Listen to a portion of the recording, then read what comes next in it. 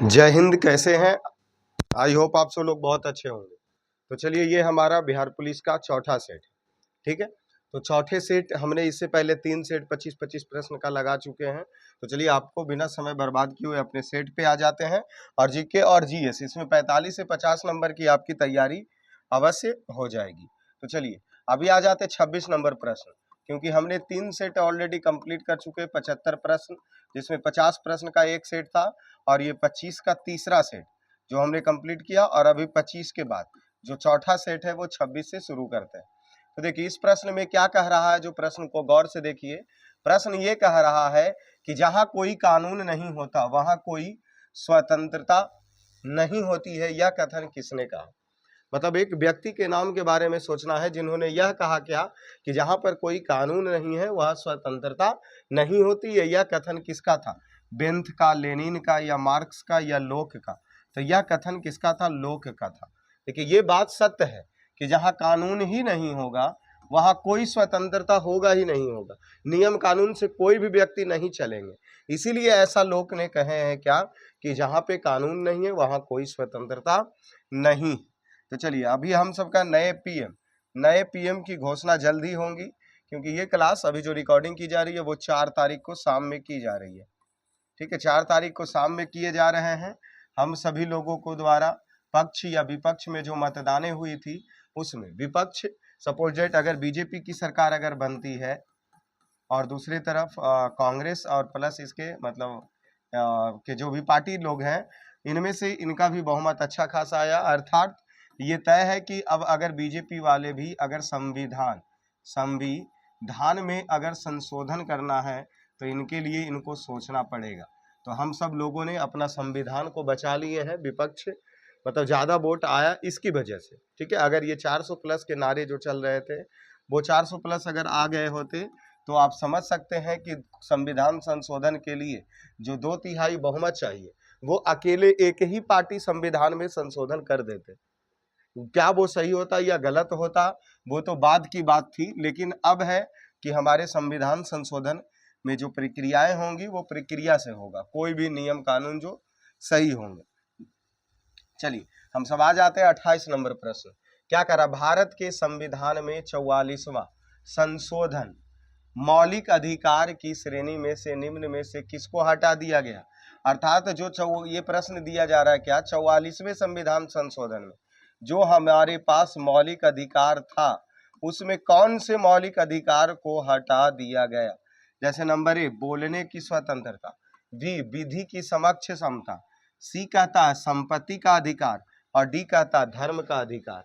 तो देखिए, 44वें संविधान संशोधन के द्वारा ऑप्शन जो सी है संपत्ति के अधिकार को हटा दिया गया है, कि संपत्ति के अधिकार को क्या कर दिया गया? हटा दिया गया। ऑप्शन सी हमारा सही हो जाएगा। चलिए, 29 नंबर प्रश्न आते हैं। बिहार के प्रथम मुख्यमंत्री कौन थे? कृष्ण सी, केबी सहाय, महामाय प्रसाद सिन्हा, या कर्पूरी ठाकुर? तो जो बिहार के प्रथम मुख्यमंत्री वह श्री कृष्ण थे। ऑप्शन ए हमारा क्या हो गया? सही हो गया। चलिए, 30 नंबर प्रश्न चलते हैं। निम्नलिखित में कौन भारतीय अर्थव्यवस्था के प्राथमिक क्षेत्र के अंतर्गत आता है? चीनी, डेयरी, बैंकिंग, वस्तुओं का परिवहन। देखिए, डेयरी जो आता है, जो दूध फैक्ट्री को ही ना डेयरी कह रहे हैं, ये प्राथमिक क्षेत्र के अंतर्गत आता है। देखिए, प्राथमिक क्षेत्र के अंतर्गत उसे रखा जाता है जिसका डायरेक्ट उत्पादन हम करते हैं। डायरेक्ट क्या करते हैं? उत्पादन करते हैं। जैसे कृषि से जितने भी फसल वो डायरेक्ट प्राप्ति होती है। दूध, गाय से हमें डायरेक्ट दूध की प्राप्ति होती है, उसको प्राथमिक क्षेत्र में रखा जाता है। तो इस ऑप्शन के हिसाब से डेयरी हमारा प्राथमिक क्षेत्र में आएगा।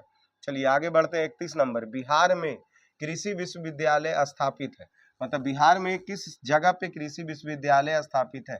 समस्तीपुर, मोतिहारी, मुजफ्फरपुर, या नालंदा? किस जगह पर? आप सब लोग जानते होंगे। बिहार पुलिस में बिहार का स्पेशल प्रश्न तो रहेगा, साथ में ये प्रश्न बीएसएससी के लिए भी महत्वपूर्ण होंगे। तो यह देख लीजिए कि बिहार में कृषि विश्वविद्यालय स्थापित किस जगह पर है? मुजफ्फरपुर। कौन से शहर? मुजफ्फरपुर में ये स्थापित है। ठीक है ना।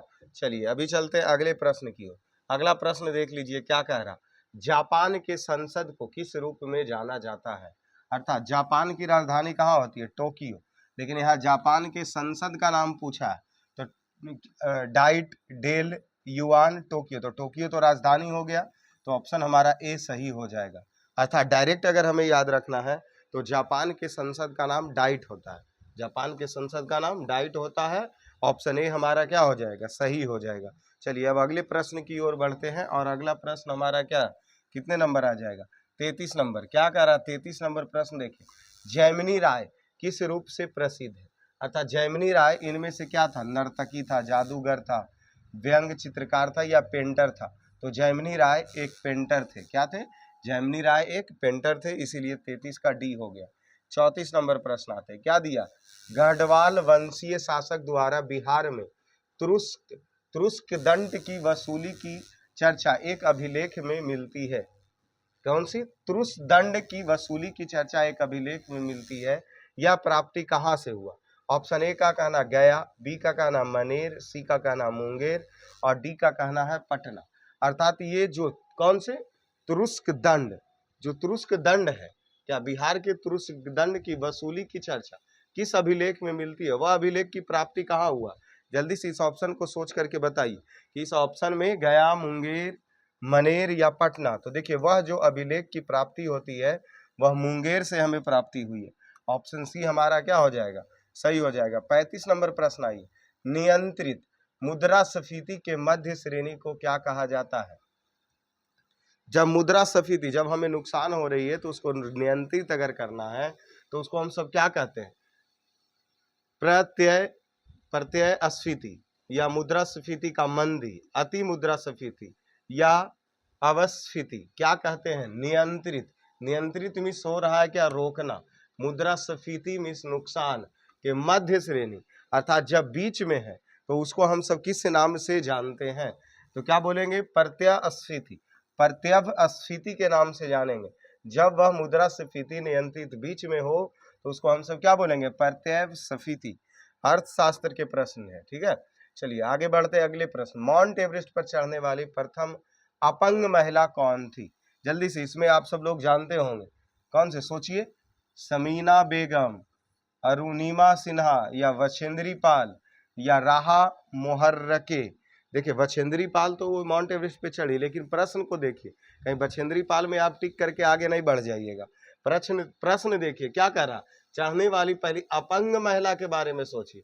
अगर सिर्फ महिला होता तो हम बछेंद्री पाल क्लिक कर देते, बट यहाँ अपंग महिला के बारे में पूछा है, इसीलिए आंसर क्या हो जाएगा, अरुणिमा सिन्हा। ऑप्शन बी हमारा सही हो जाएगा।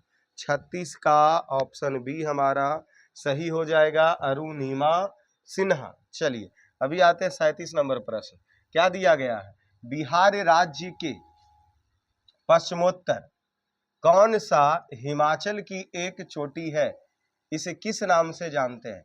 अर्थात जो ये हमारा बिहार राज्य है, इसका पश्चिम और उत्तर, तो पश्चिम और उत्तर इस तरफ का भाग पड़ेगा, ठीक है। अब इस तरफ के हिमालय के जो भाग है, इसमें कौन से चोटी है, उसे किस नाम से जानते हैं, कैमूर की पहाड़ी, राजगीर की पहाड़ी, देखिए राजगीर तो दक्षिण में हो गया, खड़गपुर की पहाड़ी, या सोमेश्वर की पहाड़ी। तो देखिए ऑप्शन डी हमारा सही हो जाएगा। ज्योग्राफी, बिहार ज्योग्राफी के प्रश्न कि जो पूर्व उत्तर पश्चिमोत्तर में है हिमालय, उसकी सबसे ऊंची चोटी सोमेश्वर की पहाड़ी होगी, ठीक है। तो ऑप्शन डी हमारा सही हो गया। 38 नंबर प्रश्न आते हैं, निम्न राज्य में से किसे भारत का अत्यधिक बाढ़ अभिमुख्य राज्य कहा जाता है।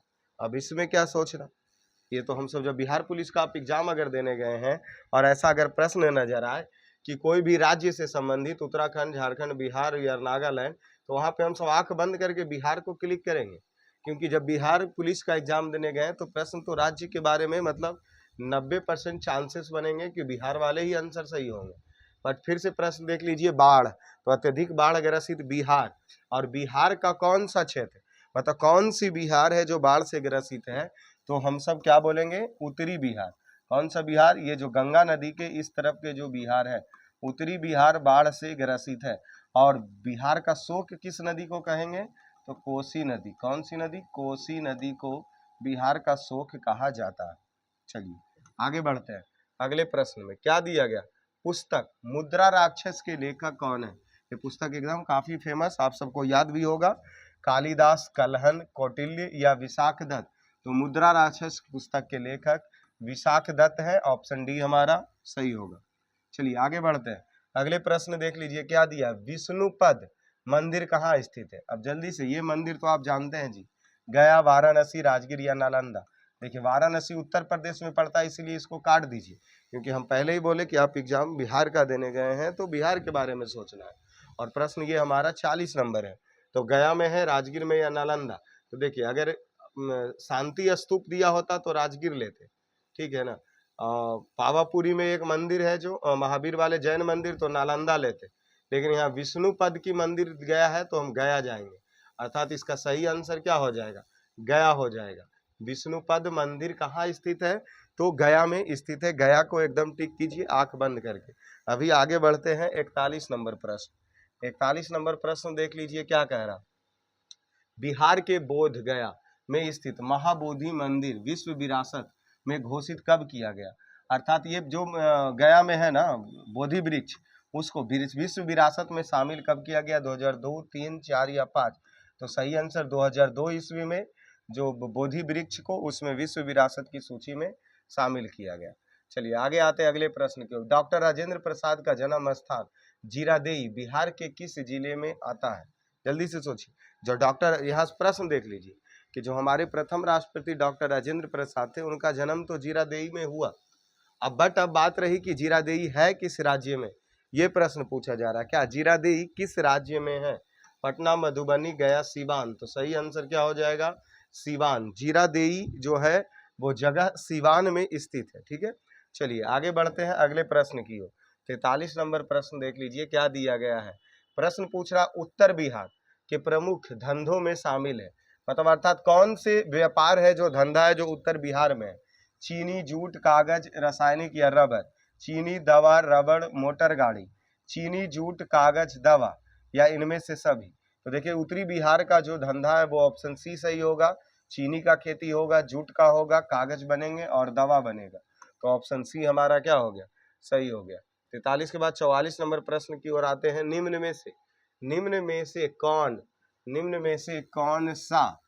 में से कौन सा राष्ट्रीय उच्च राजमार्ग बिहार से होकर गुजरती है।